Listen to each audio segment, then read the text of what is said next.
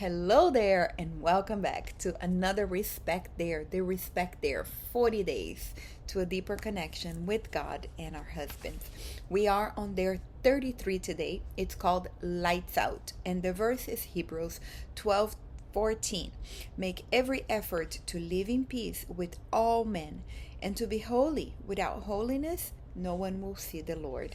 So during this devotional, the author talks about this woman who was feeling betrayed. She was feeling frustrated. She was feeling upset because her husband committed to be responsible to pay the light bill, and he had not done it. So they were out of power, right? And her friend, she went to her friend, and her friend has a great response, which I thought was so wise on the way that she acted. She said, I had some issues like this with Dick when we first got married.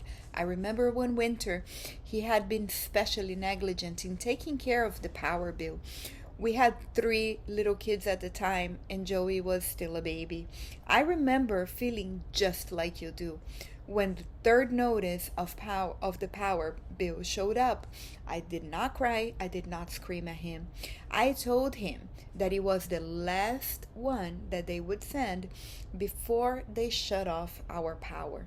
And I handed him the note. I love how she did this. She handed him the note. She did not went ahead and paid it herself. She did not go ahead and take care of it herself because it was not her responsibility. She trusted him to do what he said he was responsible for. And as a result of it, they ended up being without power for 7 days in the winter. So it was cold, they were freezing. It says here that he didn't even pay right away. He had to watch his wife and his kids freeze before he went ahead and paid. So this is pure negligence, right? This is not like I don't have the money. This is not like I didn't have the time. No. This is pure negligence, and you would think like, man, what kind of guy, But the truth is that we all have areas in which we need to grow, and I love how she says that. She says to her friend, but I can tell you that I had and still have as much learning and growing to do as my husband. And now I can see what a real blessing he is. So if this is his point of weakness, I'm sure he has other points of strength, right? And I love how she's able to go back and see that he does have a lot of points of strength and he is a blessing, and she states here that he no longer does that. He grew from that, right? And God worked with him in whatever it is that God needed to work with him because she didn't get on the way, So I really love this. And I really love her response to it. Right on the beginning, the author says, for many women, the temptation to do what their husbands have agreed to be responsible for is overwhelming to them. And the result is repeated rescuing and feeling of resentment. Wives who choose to trust their husbands to keep their word no matter what do not get in the way, in God's way, of what he's trying to grow in them both. In every situation, there is growth for both of us, right? For both of us. And I love this, because I'm going through something a little bit, it's not similar to this at all, but I'm going through a situation, in which my husband is learning, a new skill, and he gets very frustrated at it sometimes, and I've told him a couple of times, right? I've tried to rescue him a couple of times by telling him certain things, and at the end of the day, he keeps on doing what he was doing, right? So I can see so clear, what God is doing. So clear, and I'm trying to tell him, and like, it doesn't work. He needs to learn for himself, right? So yeah, sure, we can share with our husbands what our perspective is and what we see that God is trying to do. But at the end of the day, that's it. That's all we can do, and then we take a step back and we allow them to have that time with God, so that they can actually learn, like, they are not going to learn from us nagging them. They're going to learn from them having the opportunity to have that time with God. So long story short, I told him a couple of times, but then again, he just needs to learn what he needs to learn from God, right? Not from me. So I love how she says here, right? Because of the curse of the garden, men need to learn to listen to other men and to God, not only their wives. So I love that. Anyways, he the point is that he had some time, to pray, to think about it and whatnot. And I can see what God is doing. I can see the difficulty that he has in listening and learning it. And I can see how in this process, God is growing him and he's growing me too, right? He's teaching me to do exactly what Vera did, right? Take a step back and simply watch him work, and I'm very blessed because my husband has never been the kind of to be negligent. He has never been the kind to really not get things done that he said he would do. But it's just like she said, right? We all have to grow and learn in different areas. So I love the questions for this because it says, like, where let me go there.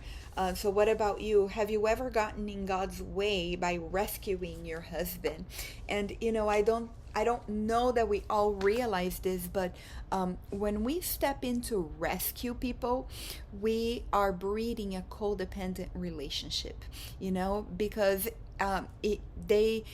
when we rescue them, we automatically make them victims, right? And they begin to believe it that way.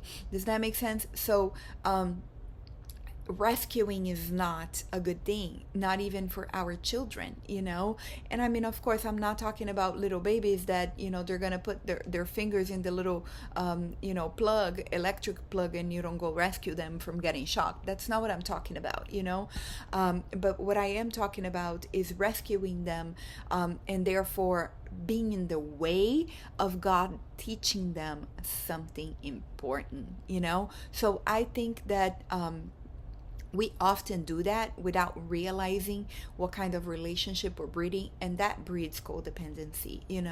We want to be interdependent with each other, meaning we lean on each other's strength to make us a better human, and to make us a better couple as one, and not take away from each other. Because when we rescue and breed codependency, it also comes with a lot of resentment, because we are not giving out of our overflow, we're giving out of an empty cup, so I think that that's something important for us to consider, because that's also true for our kids, and yeah, so she has a few more questions there, and then the challenge for the day, right? The dare for the day: write down what you sense God is teaching your spouse that you sometimes prevent him from learning by rescuing him from the consequences. Pray that God will enable you to stop interfering in this area and others. And then the second one is, and she says to do either or. I encourage you to do both if you would like. Write down what you sense God is trying to teach you that you are failing to learn, because either you are being rescued or the consequences have not become such that you are highly motivated to learn. So, I wanted to share with you guys something about that, and it's not something I'm proud of, but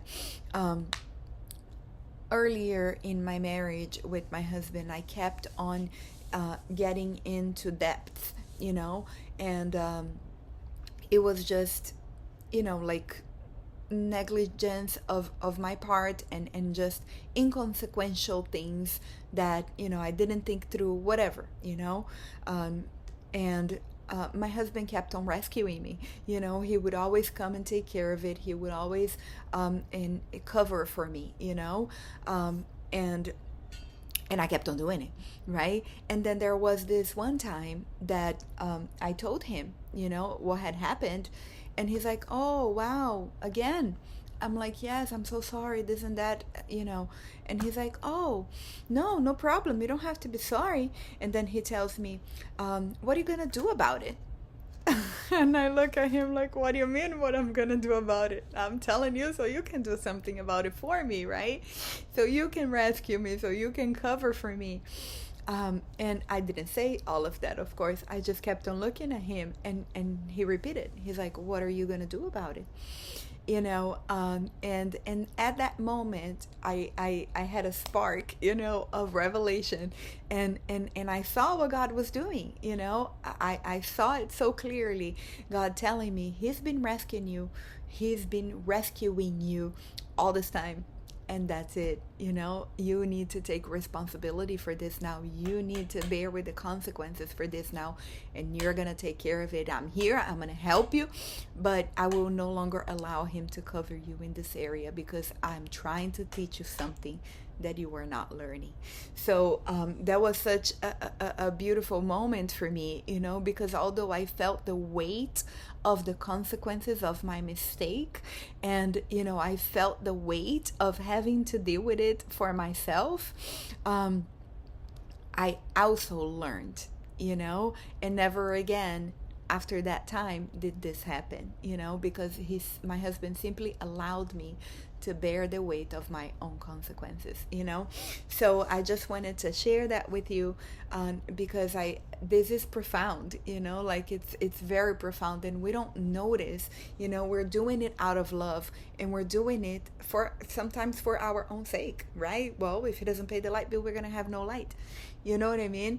But at the end of the day, we keep on pulling the weight off from their consequences, and therefore we keep them from being able to learn what God is trying to teach them. So anyways, I wanted to share that with you. That's what we have for today. I love you, and I will see you tomorrow. Bye bye.